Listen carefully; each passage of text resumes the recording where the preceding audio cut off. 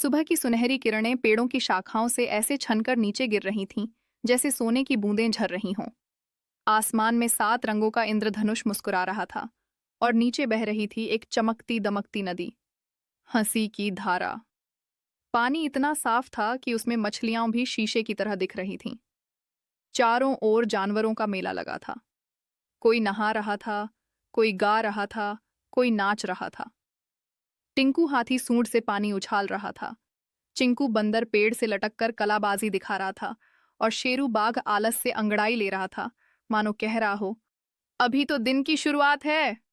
तभी अचानक आसमान से एक तितली आकर शेरू की नाक पर बैठ गई। शेरू छींक मारा, आछू!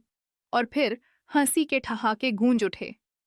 यहीं से शुरू होती है इस जंगल की सबसे मजेदार और जादुई कहानी। इस जंगल में हर प्राणी खुश था। यहाँ झगड़े नहीं होते थे, क्योंकि जो भी गुस्सा करता वो नदी का पानी पीते ही खिलखिलाने लगता। कहते हैं इस नदी पर इंद्रधनुष का जादू है। जब भी बारिश होती, इंद्रधनुष का एक सिरा नदी में डूब जाता और पानी को हंसी का वरदान मिल जाता। लेकिन एक दिन कुछ अजीब हुआ। इंद्रधनुष की चमक अचानक फीकी पड़ गई। तितलियां उड़ना बंद कर दीं, पक्षी गाना भूल गए और यहाँ तक कि नदी का पानी भी हल्का धुंधला लगने लगा। शेरू बाघ ने कहा, यह तो कोई बड़ी बात है। हमें पता लगाना होगा कि हमारी नदी की मुस्कान कहां चली गई। टिंकू हाथी ने सूंड उठाई और बोला, तो फिर आज रात हम सब मिलकर रहस्य सुलझाएंगे। 5 दोस्तों की टीम तैयार। रात को जब चांदनी नदी पर चमक रही थी, तब 5 दोस्तों की टीम तैयार हुई। ए, शेरू बाघ, बहादुर लेकिन थोड़ा आलसी। तो टिंकू हाथी, ताकतवर मगर भोला। 3, चिंकू बंदर, चालाक और शरारती। 4, गुड़िया जिराफ, समझदार और शांत।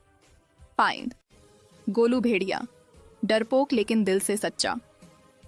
गुड़िया बोली, जिसमें इंद्रधनुष के दूसरी तरफ में जाना होगा, वहीं से इसका जादू आता है। चिंकू बोला, पर रास्ता कौन दिखाएगा? तभी आसमान से वो तितली उतरी जिसने सुबह शेरू की नाक पर बैठी थी। उसने कहा, मेरा नाम है रंगीनी। मैं तुम्हें रास्ता दिखाऊंगी, लेकिन हिम्मत रखनी होगी। टीम चल पड़ी। रास्ता कठिन था। पेड़ों से पानी टपक रहा था, मिट्टी में उनके पैर धंस रहे थे, मगर सबके चेहरे पर मुस्कान थी। रास्ते में उन्हें एक बोलता झरना मिला। उसने कहा, अगर इंद्रधनुष का रंग खो गया है तो किसी ने उसकी खुशी चुरा ली है। कौन? शेरू ने दहाड़ लगाई। वो जो हंसी से नफरत करता है, वो है कालसाया सांप। झरने ने फुसफुसाया। सब डर गए।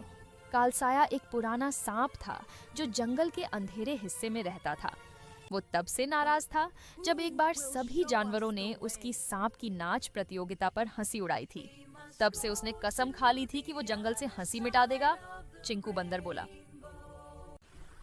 अगर वो हमारी हंसी नहीं चाहता तो हम उसे हंसाएंगे। गुड़िया हंसी। तुम्हारा मजाक कभी कभी सच में काम कर जाता है चिंकू। जब वे कालसाया की गुफा में पहुंचे, चारों ओर घुप अंधेरा था। सांप ने फुफकारा, कौन आया है मेरी नींद में खलल डालने? शेरू ने कहा, हम तेरे दुख को खत्म करने आए हैं कालसाया। बताओ, तू इतना गुस्से में क्यों है? सांप ने कहा, क्योंकि सबने मुझ पर हंसी उड़ाई थी। मैं अकेला रह गया हो गया। टिंकू आगे बढ़ा और बोला, हंसी उड़ाना और किसी को हंसाना दोनों अलग बात है दोस्त। तू चाहे तो हमारे साथ हंस सकता है। और तभी चिंकू बंदर ने पीछे से पेड़ की बेल पकड़कर उल्टा लटकते हुए कहा, अगर तू हंस गया तो मैं अपना केला तुझसे बांट लूंगा।